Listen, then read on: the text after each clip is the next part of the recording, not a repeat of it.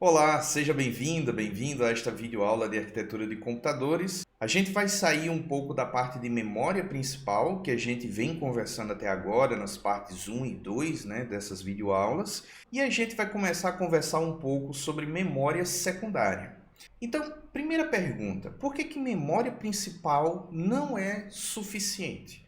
A resposta para isso são basicamente duas. A primeira delas é que a nossa fome por espaço de memória para armazenar coisas, ela não tem fim, basicamente. À medida que os anos vão passando, ela só cresce. Então, antes a gente se contentava com uma determinada qualidade de áudio, uma determinada qualidade de vídeo, uma determinada qualidade de capacidade de gráficos que são renderizados na hora, como por exemplo acontece em jogos, em modelos tridimensionais. Porém, aquilo que era considerado aceitável antes, hoje já é considerado de baixa qualidade. Então, para que a gente, por exemplo, armazene uma maior quantidade de textos, uma maior quantidade de gráficos, melhor qualidade de figura, melhor resolução de vídeo, tudo isso demanda uma grande capacidade de armazenamento da memória. A memória RAM, pelo menos atualmente, em um sistema de computador pessoal típico de hoje, ela vai variar aí dos seus 4 gigabytes para, sei lá, 64 gigabytes.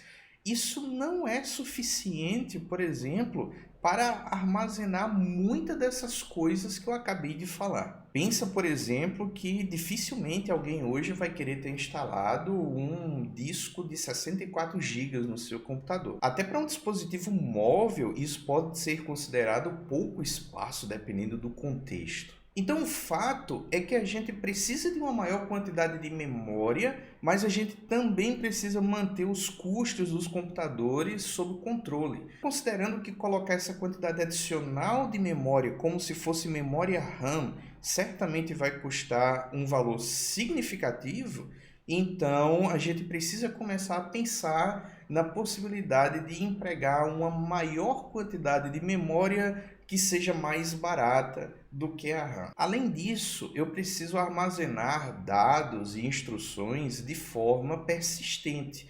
A memória RAM ela tem por característica ser volátil, então quando a gente corta o fornecimento de energia elétrica, então o conteúdo de memória é apagado e quando eu religar aquele computador, o que estava anteriormente na memória não vai mais estar lá. E obviamente essa não é uma situação desejada. Eu vou querer quando religar o meu computador que eu não precise colocar na memória principal o sistema operacional tudo de novo, colocar na memória principal todos os aplicativos que eu vou usar, todos os dados. Muitas dessas coisas eu já quero que estejam disponíveis e para isso eu preciso de uma forma de armazenar esses dados, essas instruções de forma persistente. E por conta dessas coisas, a gente vai percebendo que os computadores eles são organizados, do ponto de vista de memória pelo menos, em torno de uma hierarquia, onde eu tenho no topo dessa hierarquia memórias que são muito rápidas, porém muito caras, até memórias que são mais baratas, porém mais lentas. Então aqui nessa figura a gente vê que o topo da nossa hierarquia são os registradores. Os registradores eles são acessados na velocidade do restante do processador. Então é o que a gente tem de mais rápido em termos de memória. Logo abaixo dele vem a memória cache, que também está dentro do processador, uma memória de altíssima velocidade, mas ela tende a ser ligeiramente mais lenta do que os registradores, tá? Pelo menos em se tratando do nível L1, os níveis L2 e L3 aí eles podem ser um pouco mais lentos do que os registradores.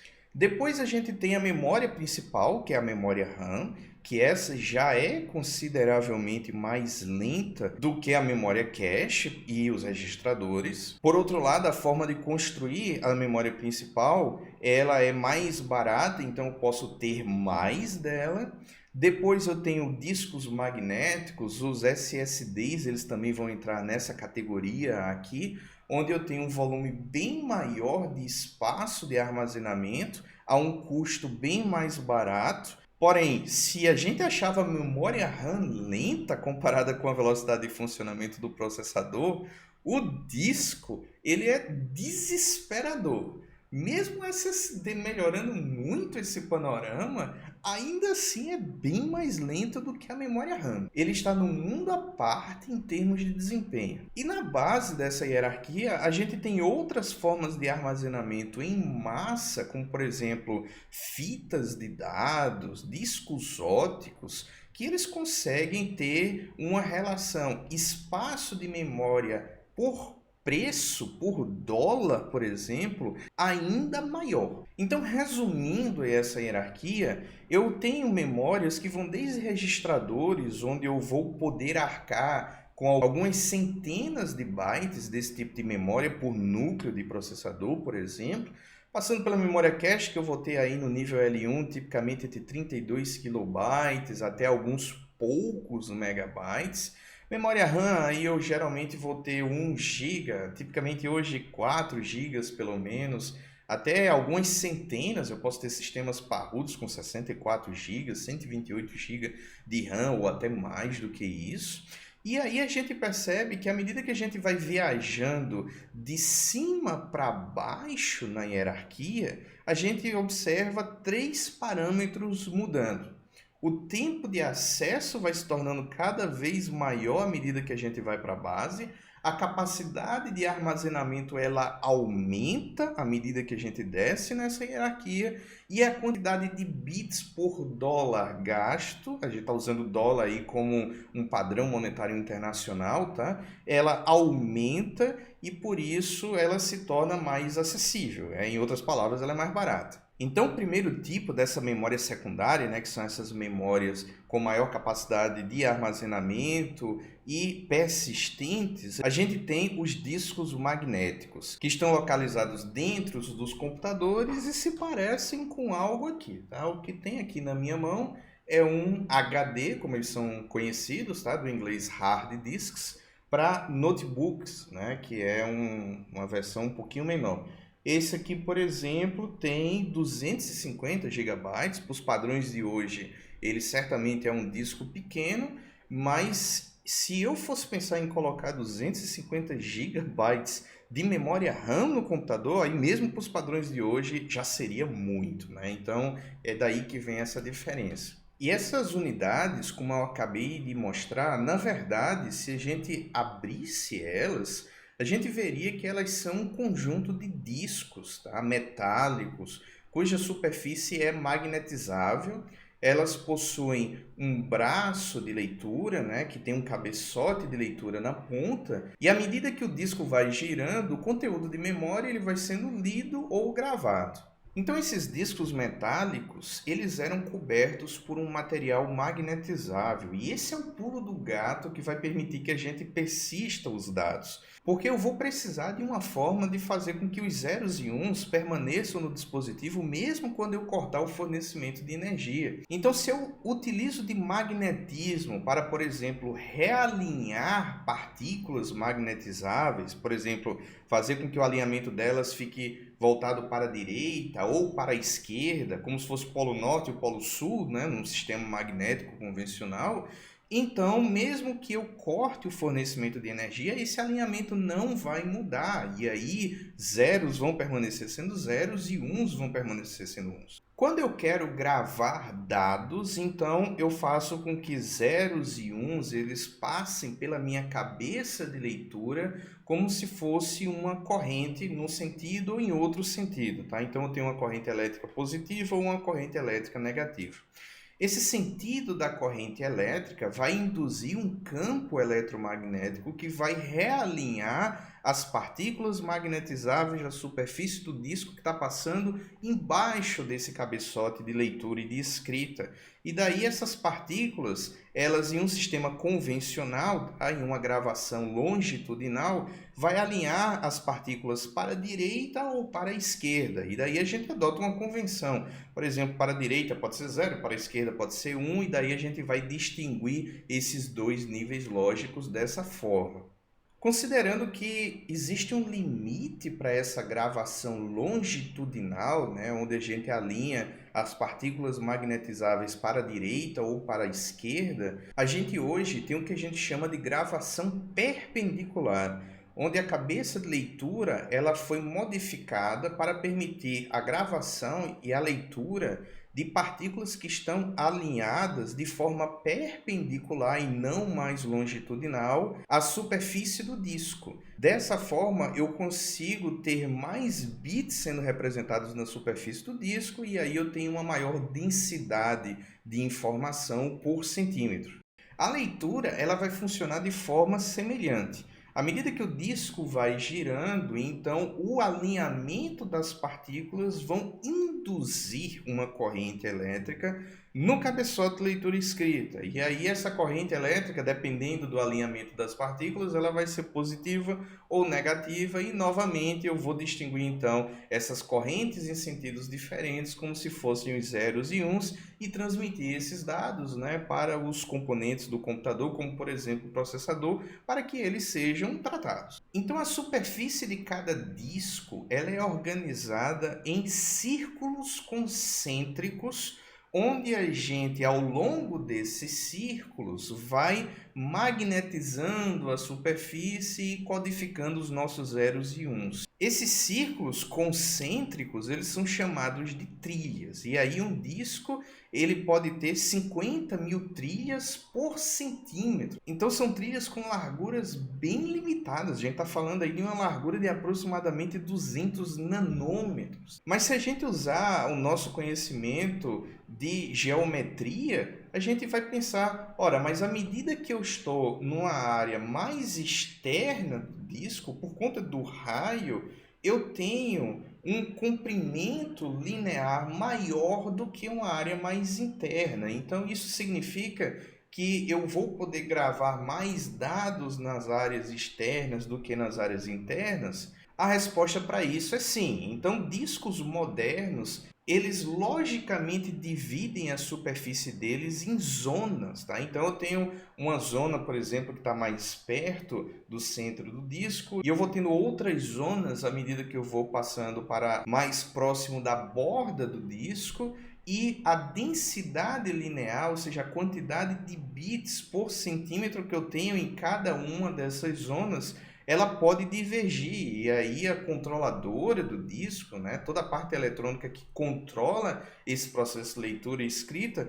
ele vai saber lidar com essas densidades diferentes. E além da subdivisão por trilha, eu tenho também que cada trilha é dividida em setores. Então, um setor basicamente é um pedacinho de uma trilha onde eu vou gravar uma quantidade limitada de zeros e uns. Então, por exemplo, a gente pode ter setores com tamanho de 512 bytes. E aí os nossos arquivos vão ser divididos nesses pedacinhos de 512 bytes, onde cada pedacinho desse fica em seu respectivo setor. Aqui nessa imagem, a gente tem dois setores sendo representados, tá? Então aqui eu tenho um primeiro setor e aí eu tenho a formação básica de um setor. Um setor, ele começa com um preâmbulo, que é uma quantidade de zeros e uns que serve, por exemplo, para garantir que a cabeça de leitura ela está corretamente sincronizada. Então, os meus tempos de amostragem, né, da corrente que está sendo induzida na cabeça de leitura,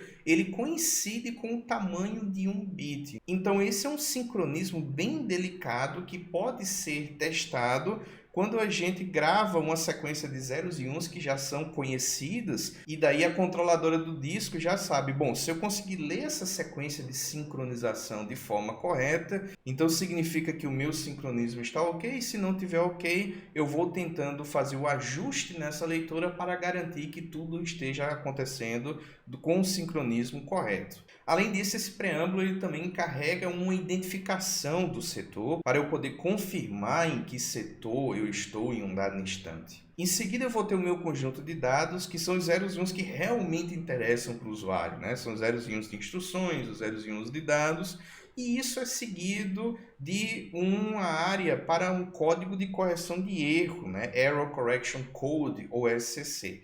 Então, se eu quero, por exemplo, empregar um sistema de detecção e correção de erros semelhante ao algoritmo de Hamming, Só para citar um exemplo, eu tenho um espaço para cada setor para armazenar esse tipo de coisa. E entre dois setores, eu geralmente mantenho uma distância para evitar que um setor se confunda com o outro, e essa distância é a distância intersetor, ou do inglês intersector gap. Além de trilhas e setores, eu também tenho o conceito de cilindro, porque em um módulo como esse aqui, tá? Que a gente mostrou, eu muito dificilmente vou ter um único disco. Geralmente eu tenho 3, 4 discos, até mais, e daí eu vou ter várias cabeças de leitura, uma para cada superfície do disco. Então, o disco lá vai ter o lado A e o lado B. Eu vou estar gravando e lendo dados de todos os lados do disco. Então, como está mostrando nessa figura aqui, por exemplo, esse aqui é um módulo com 4 discos, e aí eu tenho uma cabeça leitura para a superfície de cima desse disco e uma cabeça leitura para a superfície de baixo desse disco. E a mesma coisa acontece para todos os discos. Então, para 4 discos eu vou ter 8 cabeças de leitura. Cada cabeça leitura está conectada a um braço que se mexe. E aí esses braços eles estão conectados a um único motor. Então o motor ele vai comandar uma cabeça leitura para se posicionar numa posição radial X. Todas as cabeças de leitura estão indo para aquela mesma posição radial. E aí a gente vai ter então várias trilhas sendo lidas, todas as trilhas de mesmo tamanho, elas são concêntricas, e a esse conjunto de trilhas que são lidas de forma simultânea, a gente dá o nome de cilindro, né? Porque elas vão lembrar o cilindro lá da nossa geometria. E a gente falou que os discos são mais lentos, né? Por que eles são mais lentos? Bom, porque para início de história eles são unidades eletromecânicas, então eles têm partes que se mexem. E aí o controle dessas partes móveis, ele geralmente é bem mais lento do que o controle sobre coisas que são puramente eletrônicas. Então o que é que determina o desempenho de um disco? Eu vou ter aí um tempo chamado de seek, o tempo de procura, que é o tempo para que um braço saia de uma posição e se posicione no raio correto de uma trilha que possui um setor que precisa ser lido. Então, o braço de leitura ele vai precisar de um tempo para fazer essa viagem até a posição correta. Esse tempo a gente chama de tempo de seek. E aí ele vai variar de 4 milissegundos a 12 milissegundos, talvez até um pouco mais. Por exemplo, se a gente está considerando HDs para notebooks, que por conta de restrição, né, de consumo de energia, aquecimento, eles tendem a ser um pouco mais lentos, então esse tempo pode ser um pouco maior. Aí depois que o braço está posicionado na posição correta, tem o tempo do disco girar para fazer com que o setor que eu quero ler ele esteja posicionado exatamente abaixo da cabeça de leitura. Isso é o que a gente chama de latência rotacional. E aí esse tempo ele é influenciado pela velocidade de rotação do disco. E é por esse motivo que eu tenho um desempenho melhor, por exemplo, em um disco de 7.200 rotações por minuto do que em um disco de 5.400 rotações por minuto. Esse tempo de latência ele vai variar e hoje em dia em algo entre 3 e 6 milissegundos. E por fim eu tenho um tempo de transferência. Rapaz, tem um hífen nada a ver aqui, né? Pronto, corrigi. Esse tempo de transferência ele depende da densidade linear, ou seja, quantos bits eu tenho por centímetro. E aí quanto mais denso for o disco, mais rápido esses bits vão desfilar embaixo da cabeça de leitura e a leitura mais rápida vai ser. Então nesse vídeo a gente consegue ver que, bom, a olho nu, o tempo de seek, por exemplo, que é esse tempo do braço se colocar na posição radial correta, parece ser bem rápido. Mas o fato desse tempo ser medido em milissegundos já deve colocar em perspectiva o quão mais lento esse tempo é comparado com a velocidade de funcionamento de um processador que opera na casa de nanosegundos. Então daí a gente vê que realmente um processador, por exemplo, esperar uma operação de disco para poder fazer uma outra coisa em seguida, essa pode ser uma espera gigante. E os fabricantes eles vão ter estatísticas e uma taxa de leitura máxima, teórica, mas isso dificilmente vai coincidir porque a estatística do fabricante ele leva em consideração uma série de coisas, como por exemplo a leitura de preâmbulo, a leitura de SCC, tudo isso vai influenciar na medição de desempenho que ele faz, mas isso não se traduz na leitura de dados úteis. Se eu for considerar somente os dados úteis para o usuário final, geralmente é uma quantidade menor, porque preâmbulo, SCC não é considerado dado útil nesse contexto, pelo menos não para o usuário final, e com isso o desempenho que o usuário vai perceber quase 100% vai ser inferior àquele publicado pelo fabricante. E em unidades de disco, a gente também tem a figura de uma controladora, que é um circuito, né, eletrônico que vai ser responsável por controlar as funcionalidades do disco. Então ele vai oferecer uma interface para o sistema de computador que vai poder transmitir comandos do tipo: faça uma leitura, que é um read, faça uma escrita, que é um write, ou formate, tá? O que é formatar? É reescrever os preâmbulos, tá? Tecnicamente formatar, então, não é simplesmente apagar o conteúdo do disco, ele vai além disso, ele significa que os preâmbulos eles serão reescritos ao longo do disco. E essa controladora vai fazer o controle de coisas como, por exemplo, a movimentação do braço, a questão da detecção e correção de erro, conversão paralelo serial, por exemplo, para pegar os 8 bytes que são informados de forma paralela e converter em uma série de bits que vão ser gravados no disco e vice-versa. Então esse é o tipo de coisa que uma controladora de disco ela está preocupada. Então vamos aproveitar que esse tema, né, de discos, de HDs, eles despertam uma série de curiosidades e fazer uma sessão de perguntas e respostas. E a gente pode chamar essa sessão de perguntas aleatórias. Então vamos lá, primeira pergunta. Eu gosto de um jogo que precisa de 8 GB de memória e eu tenho um notebook com 500 GB. Eu vou conseguir rodar o meu jogo? A gente tá falando de coisas diferentes aqui. Se o teu jogo tá dizendo que ele precisa de 8 GB de disco, então você tá ok. Agora, se ele tá dizendo que você precisa de 8 GB de RAM, então ele precisa de memória principal. Então você ter um disco de 500 GB não vai ajudar porcaria nenhuma, a menos que a sua ideia seja instalar o mesmo jogo várias vezes. Próxima pergunta. Eu tenho um gabinete transparente e gostaria de colocar um ímã de geladeira para enfeitar o HD. Isso é seguro? Olha, eu nem vou entrar no mérito dessa ideia porque eu não quero ser grosseiro aqui com ninguém, mas o disco ele é de uma superfície magnetizável, então ímãs, superfícies magnetizáveis e coisas metálicas não são a melhor das ideias. Hoje em dia a gente tem até discos que têm uma resistência maior à interferência magnética, mas por precaução, que tal não? Eu gostaria de usar o notebook enquanto eu corro em uma esteira ergométrica. Tem problema? Olha, seu professor de educação física certamente tem coisas para falar sobre isso. Mas do ponto de vista de segurança de um HD, que é um negócio que tem partes móveis, partes mecânicas, você tá lá. Pode provocar algum mau funcionamento. No mínimo, você vai colocar um motor que gira o disco para trabalhar de forma mais forçada. E eu não vou nem falar de se você derrubar o seu notebook nesse processo. Muito provavelmente o que vai acontecer é que se a cabeça de leitura estava posicionada em um setor e a cabeça de leitura colidir com a superfície do disco, tchau, tchau, disco. Vamos para a próxima. Eu gostaria de apagar algumas fotos de família para proteger a minha privacidade caso o meu computador seja apreendido. Foto de família, computador sendo apreendido.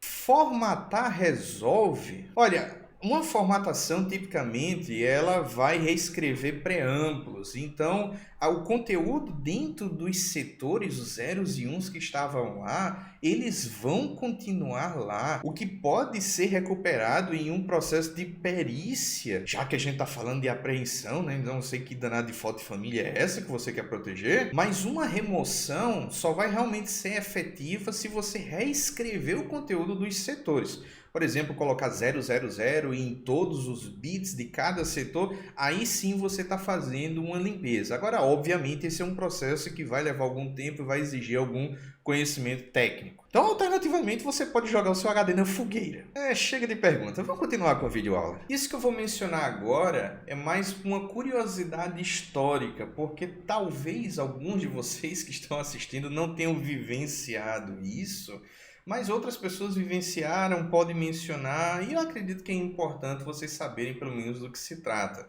Mas a gente tem também a figura dos discos flexíveis. E aí a gente entender a existência dos discos flexíveis ajudam a gente a entender por que HDs são hard drives, né? Discos rígidos. Porque os pratos onde a gente faz a gravação dos bits, eles são realmente rígidos. O que é diferente da mídia desses outros discos aqui que são flexíveis, que elas também são magnetizáveis, mas foram construídas com material flexível, objetivando facilitar a troca de dados, o que foi particularmente importante em uma época em que a gente não tinha memória flash, então a gente não tinha pendrives, por exemplo, e numa época em que as redes de computadores elas não estavam evoluídas ao ponto da internet, por exemplo.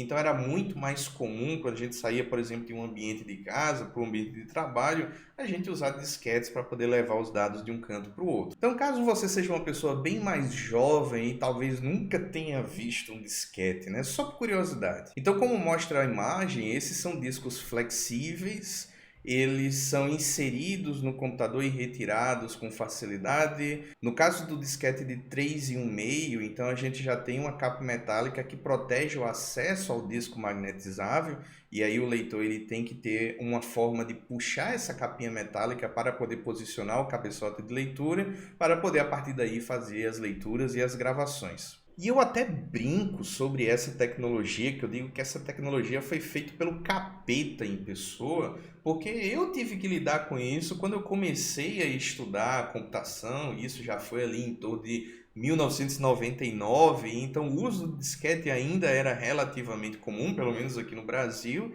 e ele era altamente propenso a erros. Então você gravava uma coisa no disquete, gravava uma coisa de novo, gravava uma terceira vez, a chance já era de que você não ia conseguir mais fazer uma leitura confiável daquilo. Então eu e meus colegas de turma até brincávamos, a gente precisa levar o nosso trabalho em 3 disquetes diferentes, porque se a gente tem uma apresentação para fazer e a gente leva o conteúdo de um disquete e dá erro e a gente não tem um mísero backup, então a gente estava ferrado. E as chances de acontecer um erro e a gente não conseguir fazer uma leitura eram altas. Então eu fazia N backups, né, dessas coisas. E por que esse sistema era tão propenso a erro? É porque nos discos rígidos, só para citar um exemplo, a cabeça de leitura ela não toca a superfície magnetizável. Ela fica bem próximo, e quando eu digo bem próximo, eu estou falando de uma distância inferior à espessura de um fio de cabelo, para garantir que os fenômenos de leitura e escrita eles aconteçam de forma correta, mas ele não toca, porque caso ele toque, a gente vai ter um atrito que vai desgastar essa superfície e, sem dúvida nenhuma, comprometer o bom funcionamento do disco, a confiabilidade dele. Até por isso que essa caixinha aqui de um módulo de disco, ela é fechada. E uma excelente forma de você estragar um disco é abrindo em um ambiente não controlado. Porque partículas de poeira ou qualquer outra coisa, elas vão poder entrar aqui e vão contaminar o ambiente interno disso aqui e, por exemplo, prejudicar o acesso da cabeça de leitura a regiões do disco ou danificar a própria superfície do disco, e aí você vai perder os seus dados. Até por isso que um sistema relativamente caro de recuperação de dados de HD que envolvam a abertura do HD precisam ser feitos em um ambiente controlado, em uma câmara limpa, para garantir que não vão existir partículas de poeira, por exemplo, que possam contaminar o processo. Mas isso não acontecia nos disquetes. Nos disquetes, a cabeça de leitura, ela tocava a mídia. Então, se eu tinha a mídia aqui, então a cabeça de leitura, ela meio que mordia a mídia. E isso fazia com que, à medida que o disco fosse girando, acontecesse um desgaste do disco com o tempo, E naturalmente, né, sem nenhuma surpresa, erros passariam a ocorrer depois de um tempo de utilização. E até por isso que essa tecnologia está totalmente obsoleta. Hoje, basicamente, ela não é utilizada, graças a Deus. Agora, falando de como os discos eles se conectam ao restante do sistema de computador. Houve um momento na história da evolução que os discos eles precisavam de uma placa externa, uma placa à parte, quase como a gente tem uma placa de vídeo, uma GPU hoje em dia, que precisava ser instalada no computador para fazer o controle da unidade de disco. Porém, essa placa ela passou a ser integrada ao próprio disco. Então, o disco ele hoje tem um circuito eletrônico na parte de baixo dele que tem implementada ali a função do controle. Foi daí que surgiu o nome IDE, os discos IDE. O IDE aí vem de Integrated Drive Electronics, que é uma referência ao fato de que a controladora se encontra integrada ao próprio disco. E aí, operações de leitura e escrita, elas recebiam alguns parâmetros nesse padrão de comunicação aí trazido pelo IDE. A gente sempre precisava identificar qual era a cabeça de leitura, qual dos cabeçotes de leitura a gente estava querendo acessar. Em um dado momento, a gente precisava identificar qual cilindro estava sendo acessado e qual setor dentro daquele cilindro. Então, com isso, a gente identificava exatamente onde, nessa unidade de disco, a gente gostaria de fazer uma operação de leitura ou escrita. E para cada parâmetro a gente tinha uma quantidade de bits associados. Então eu tinha, por exemplo, 4 bits para identificar qual cabeçote, e aí eu poderia ter até 16 cabeçotes de leitura e escrita, por isso. Eu tinha 6 bits para poder representar qual era o setor, então eu poderia ter no máximo 2 elevado a 6 setores, e eu tinha 10 bits para representar um cilindro. Então tudo isso limitava o maior tamanho de disco em termos de espaço de armazenamento que eu poderia ter. E à medida que os discos foram evoluindo, esse esquema passou a não ser adequado. Então, a partir daí surgiu um Extended IDE ou EIDE, que permitia que eu utilizasse discos maiores e inclusive trocou pela primeira vez o sistema de endereçamento dos setores no disco. Então agora eu tinha setores sendo endereçados sequencialmente. Eu tinha de 0 até n-1. Eu não me preocupava mais, poxa, esse setor ele está na cabeça de leitura tal, no cilindro tal. Esse processo de conversão de um número de setor para em que cabeça de leitura, em que cilindro ele está, tudo isso era feito de forma automática pela controladora do disco. Então ficava mais conveniente a gente programar as coisas relacionadas ao disco dessa forma. E aí eu tinha um número de bits para poder representar cada um desses setores nesse novo esquema de endereçamento. Mas de novo, o tamanho do disco foi aumentando e aí a quantidade de bits reservada para identificar setores já não era mais suficiente, a gente precisou evoluir de novo e até hoje a gente está nessa história de à medida que os discos eles vão crescendo e precisando de mais bits para identificar mais setores, a gente precisa fazer pequenos ajustes a essa interface, né, IDE. E junto com as evoluções dessa quantidade de bits para endereçamento, o padrão ele também ganhou a habilidade de controlar até 4 discos. Antes, a quantidade máxima de discos que eu poderia ter era até 2 discos. Eu consegui incorporar o controle de unidades de CD-ROM, por exemplo, a esse controle e por aí foi. E em termos de taxa de transferência máxima, quando eu estou falando do IDE clássico, eu estou falando aqui do cabo clássico, que era um cabo flat, né, com 80 fios paralelos que eram utilizados para ligar esses discos. Eu estou falando de uma velocidade de transferência máxima de 133 megabytes por segundo. Porém, em um dado momento, a gente saiu dessa forma de transferência em paralelo para uma transferência serial, e foi daí que nasceu os discos SATA, né? Que vem do Serial Advanced Technology Attachment. E aí eu passei a transferir os dados do meu sistema de computador para a controladora do disco, bit a bit, um atrás do outro. Então pode surgir a dúvida, né? Tá, mas se antes eu transferia vários bits por ciclo e agora eu estou transmitindo 1 bit por ciclo, então eu não piorei o desempenho? A resposta para isso é não, porque eu tenho problemas que ocorrem quando existe a transferência em paralelo. Um fio, por estar muito próximo do outro fio em um cabo flat, por exemplo, ele pode interferir de um jeito que o sinal de dois ou mais fios passa a não ser lido, e aí a gente precisa ter uma retransmissão, e tudo isso compromete o desempenho final dessa transferência usando essa abordagem paralela.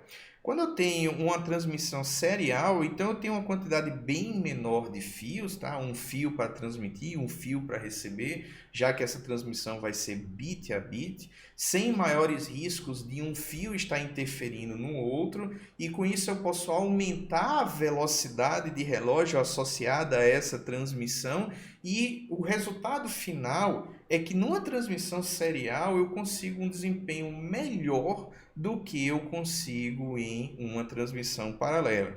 E eu ainda tenho outras vantagens, como o cabo fica menor, e aí com o cabo menor eu melhoro a questão da circulação de ar dentro de um computador, melhorando o resfriamento, então a vida termina ficando mais fácil. E hoje a gente tem SATA, SATA 2, SATA 3, onde cada variante significa que eu consigo operar em uma velocidade maior. Agora, um padrão é compatível com o outro, né? Para frente e para trás, ou seja, se eu estou com uma placa-mãe que trabalha com discos SATA 2, ainda assim eu consigo comprar um disco SATA 3 e colocar nessa placa-mãe e ele vai funcionar, porém limitado à velocidade associada ao SATA 2. E o inverso também acontece. Se eu tenho uma placa-mãe que opera com o padrão SATA 3 e eu tento colocar um disco mais antigo, SATA 2, eu vou conseguir fazer essa conexão, mas novamente limitada à versão mais antiga em termos de velocidade. Isso é o que a gente tinha para essa videoaula. Esse assunto de memória secundária vai ser continuado na nossa próxima videoaula